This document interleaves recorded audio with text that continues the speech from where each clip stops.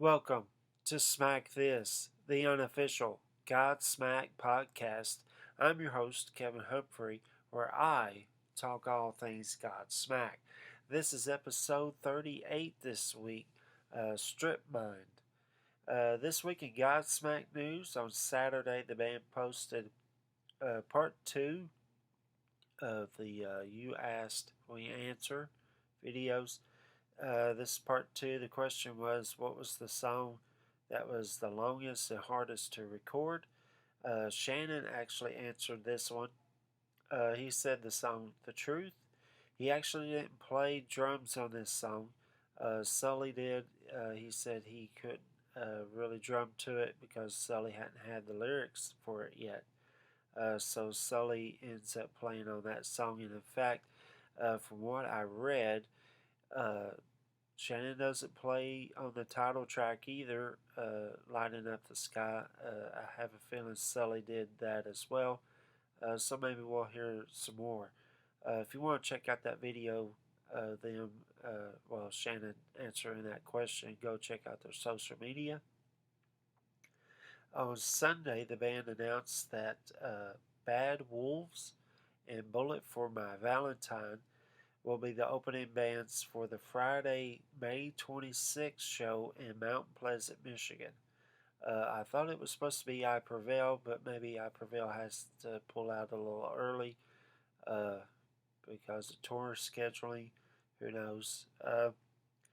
Godsmack also announced that they will take part of the Aftershock Festival, which is in Sacramento, California, October the 5th through the 8th. Godsmack will play October the 6th, Friday, along with Megadeth, Skillet, Limp Bizkit, and Tool, plus a bunch of other bands on all those shows combined, but Godsmack will play that Friday. And yesterday, they announced that they will take part of another festival called Louder Than Life. It's in Louisville, Kentucky, September the 21st through the 24th. Godsmack will play the Friday, September the 22nd show, along with a bunch of other bands. But here's some of the bands I took notes on. Corey Taylor, who's the lead singer of Slipknot, Limp Bizkit, Megadeth, and Tool. Plus, like I said, a ton of other bands are playing on all those shows. So that's it. Godsmack news. I think that's actually really kind of interesting. They're doing a whole lot of these festival shows before the May show, during the May show tours, after the May tour shows. So it's kind of got me wondering, are they even going to do arenas this year, or are they plan on going back to Europe, or what's the plan? So maybe we'll find out in weeks to come. So this is episode 38. This is the Strip Mind episode. What's in Your Mouth is the actual title of the album. So on this week's episode, I thought we would continue with the pre-Godsmack stuff. Last week on episode 37, I talked about Malaya Rage, which Sully was in on the album Unfinished Business. So if you didn't check that out, go back and check that out as well. This week he was in another band pre-Godsmack. This band was called Strip Mind. They have an album called What's in Your Mouth. So let's go a little timeline and some interesting info on this. The band was formed in Boston, Massachusetts. They started in 1992 and lasted until 1994. There's a key word, they lasted. They have since split up since 1994. Now, the original band was named Seka. I think I'm saying that right. Seka. They also had a different drummer at that time.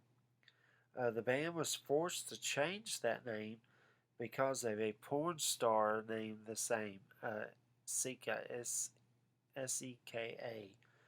She was threatening lawsuits if they didn't change their name, and so of course they ended up doing that, changing it to Strip Mind. They got rid of their drummer, brought in Sully. The band members of Strip Mine were Tim Katz, that's Catz, bass player, Billy O'Malley on guitar and vocals, Stu Shoops on vocal and guitar, and of course Sully on drums. They were signed to a really major record label, Reprise Records, uh, which when I was putting this episode together, I found out a very interesting note here. The founder of Reprise Records was Frank Sinatra, Old Blue Eyes himself. So, all you younger fans out there who don't know who Frank Sinatra is, yeah, check him out. He's a great singer, great entertainer. He has some great movies. That's how I kind of fell for him. Was watching some of his movies and then started listening to his songs. They're absolutely awesome. Uh, Now, who's currently signed to Reprise Records? I didn't list them all, but I gave you a good listing. Mr. Slowhand himself, Eric Clapton. Again, all you younger fans who don't know who Eric Clapton is, check out some of his solo stuff, some of the stuff that he did in Cream. Yeah, he's awesome. He actually influenced Jimi Hendrix. He also plays on a Beatles song, While My Guitar Gently Weeps, which is on the White Album. Also on the label is I guess now, ex Fleetwood Mac singer, Go Dust Woman Stevie Nicks. The Deftones Mastodon, another former Fleetwood Mac singer and guitar player, Lindsey Buckingham. Disturbed by Chemical Romance, which is one of my daughter's favorite bands. Green Day, and a whole lot more. Now, the album was produced by Alex Perlis, was the producer. It was released September the 14th, 1993. They actually made two videos for this album, Bastard and what the title track, What's in Your Mouth. So, how many albums has this sold? Easy for me to say. Has this sold? I don't have a clue. I can't really find anything. It took me a lot just to find out a little bit about this. So, let's go track by track. Track number one is Bastard. This song just kicks right in. Awesome drumming by Sully. Then the whole tempo really picks up. Then it starts with this start and stop kind of thing while the singer starts singing. It has a great groove. It kind of picks up there, here and there. It's actually a really good song. Actually, I kind of really enjoyed that song. Track number two is called Lap Frappe. That's Frappe. La Frappe, I guess. Starts with this short guitar intro. Then the band plays there. There's a short solo kind of played over the top. Then the singing starts. This song sounds a little bit of Metallica, early Metallica kind of stuff. The singing is almost kind of like a Dave Mustaine of Megadeth, so they kind of intertwine these two, or at least that's how it sounds to me. The middle part has some fantastic drumming by Sully. So yeah, it's a good song. Track number three is called Texas Radio Horror. Sully actually kicks this one in. Fantastic drum beat at the beginning of the song. Then the rest of the band and the singing starts. This song really rocks. Great guitar solo. I actually really like this one a lot. Check this one out, Texas Radio Horror. Then we're going to go to track number four, Young, Fresh, Sweet. This one perked my interest at the very beginning of this song. It has some tribal drumming by Sully. Then the drum beat picks up, then kind of kicks right into this great groove. Absolutely fantastic drumming by Sully. This song is really good. I actually listened to this one twice. It's so good. The ending is fantastic. Sully kind of finishes out the song on the drums. Song number 5. Let's see. How can I say this? Penta. I feel like I'm on the Howard Stern show. Penta blank willow. There you go. And not the willow part, but the blank part. So there you go. Think about that. Or check out the album. There you go. This starts with a great groove with a solo on top. Then the singing starts. Again, it sounds a lot like Metallica. Great drumming by Sully. There's actually some drum fills by Sully in this. Very fast tempo in the middle. Then it kind of comes back down. Then there's some bass playing as the song picks up back up. It's a cool song. It's actually really cool. Song number 6 is, now I can really censor myself on this one. I Wanna F Your Girlfriend. This one's super fast, especially Sully's drumming. It's outstanding. Again, it's kind of like the Malia Rage kind of drum tempo. It's really fast. Then it's kind of slows down. Then there's this kind of Megadeth kind of sounding to it. It's actually a really cool listen. Uh, very different than Godsmack, but kind of cool way. Yeah, the title of the song really didn't perk my interest. Maybe if I was, I don't know, 14, 15 years old. But yeah, it's a cool song. Song number 7 is the title track, What's in Your Mouth. Starts off with the bass intro. There's my notes. Then this marching kind of sound, almost kind of like crying by like a beep or 1,000 horsepower ish kind of start. Then the Sully on the drums takes over, and then the whole band kind of comes in. The singing starts. I really like this one. This one was very cool. Has a very cool groove in it. Very different than the songs before this song. Yeah, so really check this one out. What's in Your Mouth? It's actually a really cool song. I actually really like this one. Song number 8 is called Don't Care. This one just kind of comes in. Fantastic drumming by Sully. Then it really kicks in. This one is so good. It's so good. Don't Care.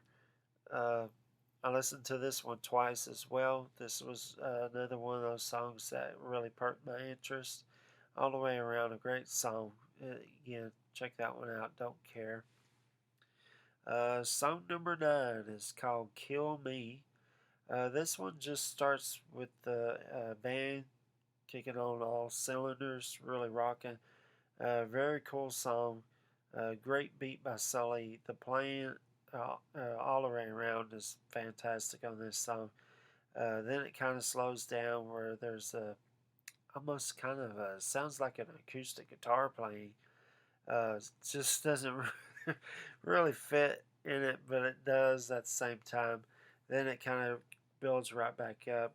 Great guitar solo, fantastic song again. It's so good. Kill Me. Song number 10 is called 23 Ways. This kicks in, then slows down with the singing. Then it kind of picks up on the chorus, so it's kind of a little roller coaster.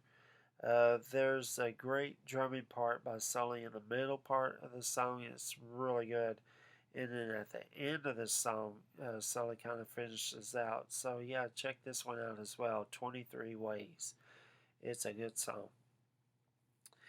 And last but definitely not least, track number 11 is called Jingle My Bells. This just the name of this song kind of cracked me up. Starts with the bass playing. Sounds really good, actually. Then Sully starts on top of that, playing the drums on top of the bass. Then the guitar plays on top of that. It has this really great groove on it. And then the other guitar comes in, plays the little leads over it. Then there's this drum fill. Then it's just full speed ahead. I mean, it is like really fast. Really fast. I even wrote that down. The chorus is very catchy. Fantastic drumming by Sully. It's a really good song. It ends with the guitar playing kind of like what the bass playing was at the very beginning of this song, so they just kind of switch places. And there's actually a little hidden track. It's about 44 seconds long. Uh, it's not much. I mean, you can hear it, but it's not much of it. It's actually an instrumental. It's just sounds like an extra playing of a little bit of music. It's actually kind of sounds pretty cool. It kind of makes me wonder if they found out they had more time on the reel to reel, if that's how they recorded it. I'm not really sure. But they were like, well, you guys got a little more space if you want to fill it. And they were like, yeah, let's jam out just this little part. All right, so there's the album. Let's rate it 1 out of 10, 1 being the worst, 10 being the best. I'm actually going to give us a 9. It's not a bad album. It's not a fantastic album. It is a great, easy for me to say, great album. So let's go least favorite song. La Fremp. I think I'm saying that right. If I'm saying it wrong, it's not my favorite song on the album. Favorite song, so let's go with that. Bastard, Texas Rodeo Horror, Young, Fresh, Sweet, What's in Your Mouth, the title track, Don't Care, Kill Me, Jingle My Bells. Yeah, those are all really good songs. They really perked my interest. Some of them I listened to twice this week. Homework this week. Do you have this album? I don't actually have a physical copy of this. I actually listened to it on YouTube. I will post the link in the comments section so you can listen to this. But yeah, do you have this album? What's your favorite song? Least favorite song? Rate it 1 out of 10. So there's your 4 homework questions. Next week is episode 39. So I thought I'd do something way different. We're going to do an episode on Tommy Stewart. I don't feel like I gave Tommy Stewart a whole lot of love since episode 6, which was the Faceless record. So we're going to do an episode of Tommy Stewart next week, episode 39, where I'm going to talk about some of the bands that he was in after he got fired, quit, who knows. Godsmack, Low Pro, LO Pro, Fuel, which I have actually heard of. I didn't know he was part of that band. And Everclear, another band I know some of the songs of, but I didn't know he was part of. So that's next week, next Thursday. If you know anybody that's a Godsmack fan, likes to talk about Godsmack, hear about Godsmack, send them this way, send them the link. Tell them go on Google, Firefox, YouTube, wherever else there is. Type in Smack This, the unofficial. All the episodes will pop up. Don't forget to like, subscribe, give me a thumbs up. And that's it for this week. I'll see you guys next Thursday. And you just got Godsmack.